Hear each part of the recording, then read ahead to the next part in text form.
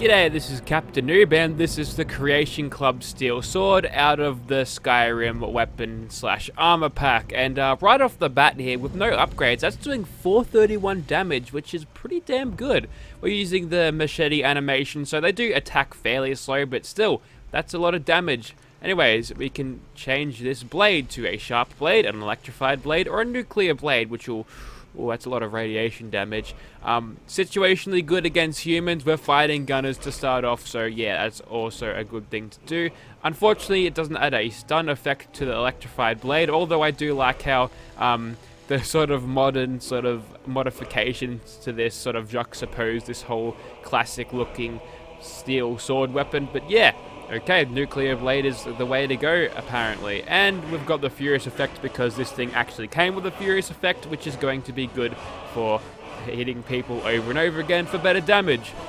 Taking a look at that helmet now that comes with the pack. So yeah, obviously this is a iron helmet from Skyrim. It's got an attachment point with the lining on it, and we can make it reinforced, and that will give us another point of strength in addition to the one already given by the fortifying effect, which comes on this thing. And naturally, there's a lead line effect here, which does little rad resistance at all, so I wouldn't actually suggest doing that. And standard effect, it does nothing. We get 5 more damage resistance out of this. So yeah, 2 strength for this. Okay, that's actually kind of potent for a melee player. That's good stuff. Righto, so here we are outside of Immersive Gunners Plaza, and I feel like this thing actually has the power to take these guys on, provided we are nice and stealthy. As you can tell there in first person, this thing has an actual glowy blade, which, yeah, is really cool. It's a nice touch. It's kind of like the things would look like if they were enchanted in Skyrim, I suppose. And in third person, it's a nice looking sword there. Like I said before, we're going to be using machete animations, which aren't the fastest, but we've got the damage to back this thing up. So it's going to be kind of like a heavy hitting slow weapon, kind of like a sledgehammer, but a little less on the heavy hitting and a little less on the slowness of it, which is kind of good. So what we'll do first off is we'll line up all of these gunners who are just sitting around doing nothing, so I'm sure their commander is really happy about that, and we'll get a triple kill right off the bat thanks to Big Leagues 4. And now we are in danger, so goodbye to easily killing everyone with sneak attack crits. I love how goofy the Skyrim helmet looks. Maybe if we were playing Skyrim right now, it'd look kind of like it should be there, but definitely not in a Fallout game. It's kind of a strange crossover, really. They're very similar games, but very different in the way they sort of play out. Obviously, one with guns is going to be a little bit more on the shooter side of things. Okay, so we're going to get out of that snafu before we get ourselves killed. And instead, we'll take out these gunners over here because we're back into caution now, which means we should sneak attack crit these people. Yes, we can. Good stuff. Alright, so stealth is obviously the way to play this, but as you can tell, even with very high difficulty with the 50% damage penalty, this thing still hits extremely hard for what it is. So yeah, with Creation Club weapons, I kind of like them to be more powerful than what you'd find in the vanilla game, because therefore you can actually use it in the end game, which is nice. And yeah, two can play at that wall hacks game, mate. There we go. Finish you off quickly, and we'll go for a crit kill on you. Not quite enough to finish her off. We'll just follow it up with a power attack. I was hoping for a finish here, but don't worry. Okay, so that's an AA-12 over there, which should probably be like the natural enemy of any AA-12 or any sword user, so we got to take them out quickly. We did with a little bit of ricochet, which is fine. These gunners are catching up to us, so we'll go ahead and just crit them, make sure none of their friends catch up to me. We'll go for a nice finisher on her. But yes, impressed with the damage on this thing. Like I said before, I really like Creation Club weapons being viable in the end game, because at this point, a lot of your save files would be in the end game. You're not gonna get a new save file just because a Skyrim weapon and helmet came out just to use them. So yeah, you can use this in your melee character's end game, and you still do a very good job with it, which is really good. This is something that I really approve of. Whether it's overpowered is up to the player, I guess. If you're getting 8,000 damage with the sneak attack criticals, yeah, you could probably describe this thing as overpowered, but let's see if we can get some triple kills with Big Leagues 4 here. I counted 2 there, so that's alright. And we're in Nerd Rage, and we're facing a angry gunner firing squad, so we're just gonna crit them and see what happens. Okay, that was enough to sort of get that going, so we should have a fairly good amount of XP at this point, so we should get a nice health top up from leveling up, which should be useful. Not quite there yet. Okay, now I've gone into Nerd Rage full. And what I'm going to do now is run over to these gunners, because there's only 2 of these here, so, oh, a nice little shoulder charge there. Although I've ran around the corner into a gunner onslaught here, so you know what, this is probably not my best thought out plan, but we're just gonna spam VATS criticals and see how we do. No, stop staring at them, I want to actually kill them. Okay, we're doing pretty well in terms of damage with this thing at this point. God damn it. The PC controls are fucking me over here because... Listen to me spamming that mouse button. I think you may have to hold it a little bit, but yes, the PC controls with melee is just fucked, and I don't know why Bethesda haven't fixed it yet, but you can always use a controller to alleviate that issue. Okay, I will not be dying because of you. Okay, good. So we're in danger, on the verge of death, which means that we're going to play this a little bit safer now. We've gone and Rambo'd in enough with the sword, so what we're going to do is slow down a bit, make sure we're back into caution, and that way we can get bonus damage for us, and they will not be able to detect us, so less damage for me. The good thing about sort of taking them out in a guerrilla warfare tactics is that sometimes you do find pairs of gunners just sitting around by themselves, and they are very easy to take out. As you can see there, that's a nice level up. We can pretty much run and gun, or run and sword this entire thing now, so we'll go for a nice power attack on you.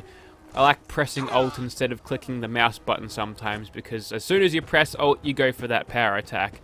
Anyways, we'll switch to third person for a bit so we can actually see that goofy ass helmet. Going with the Grognak costume here with my melee character, simply because that is the best way to get the best damage out of this thing. Obviously, if you're using power armor, you'd be a little bit more rugged, so you know, that's something to consider, but you do lose a little bit of damage by not having that extra Grognak loincloth legendary effect. The fact that you get extra strength from this helmet even boosts it even more. There we go. There's the Institute Assassin Mysterious Stranger Replacer, courtesy of Crimson Rider. Good on you, man. Wish you were still modding. There we go. Okay, looks like we've got just the one left, so we'll quickly end whoever this poor soul is, and then we'll head inside and see what we can do there. Take this, wall. It appears that the last gunner recruited into the gunner ranks was this brick, and we took it out, so you know what? That's fine. So, there you have it. We can actually conquer Immersive Gunner's Plaza with a melee weapon using the Skyrim steel sword from the Creation Club, so yeah. I'm actually kind of happy with this. This has probably been the best Creation Club mod since the classic 10mm pistol. This thing is really holding its own, not only on very hard difficulty, but on endgame, where, you know, some of the other Creation Club stuff has been pretty terrible in comparison to vanilla endgame stuff. So I'm actually really happy with this.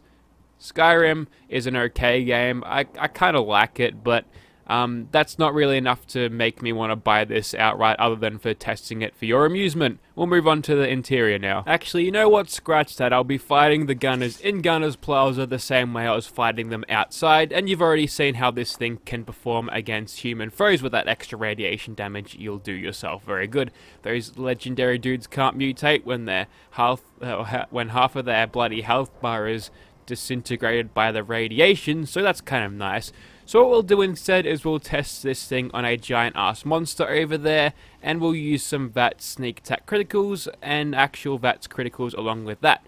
So yeah, we should be able to do quite a bit of damage, and what we'll do is we'll back out as far as we can, maybe a little bit closer in.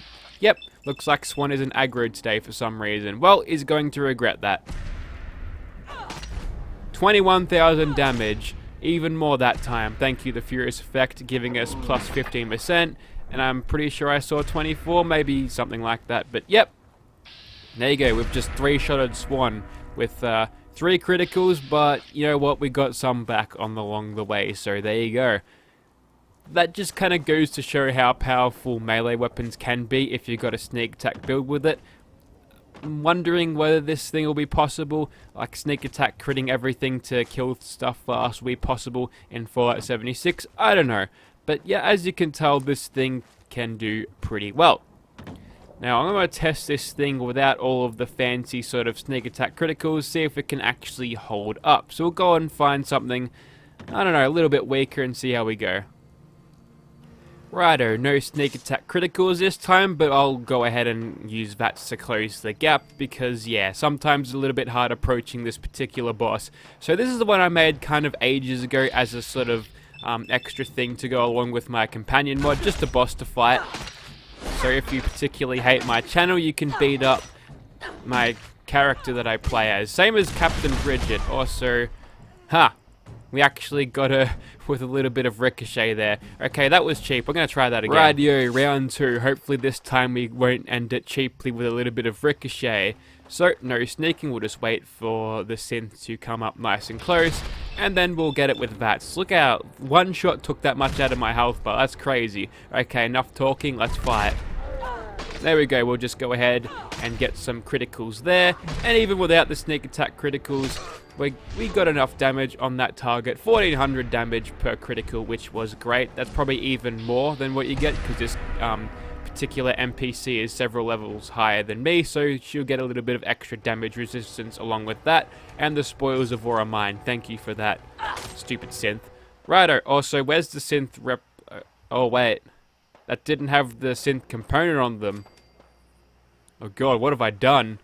Anyways, so that right there was the Creation Club Skyrim helmet and Skyrim steel sword.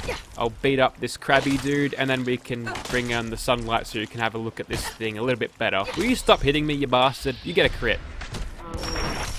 And the mysterious stranger showed up just again. I kind of like the look of that. Oh, bugger off.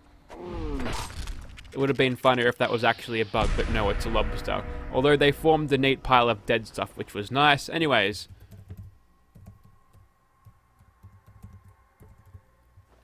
So there you have it. That was the Skyrim helmet and also sword. I forget the name because I only looked at it as I downloaded it, but you probably know what this is. It's already in the video title.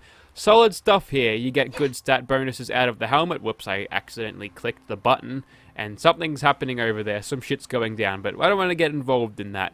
So, good stats out of the helmet. Not the best in protection, but yeah, it's actually really potent for melee players, so it'll actually synergize quite well with the Grognat costume. I've got mine altered, by the way. And yeah, that is what the sword looks like in third person, if I hadn't really showed that off in the sunlight already. And it does a good job of killing your enemies. Definitely a good choice for an endgame weapon here, which is great. Thank you for watching, guys.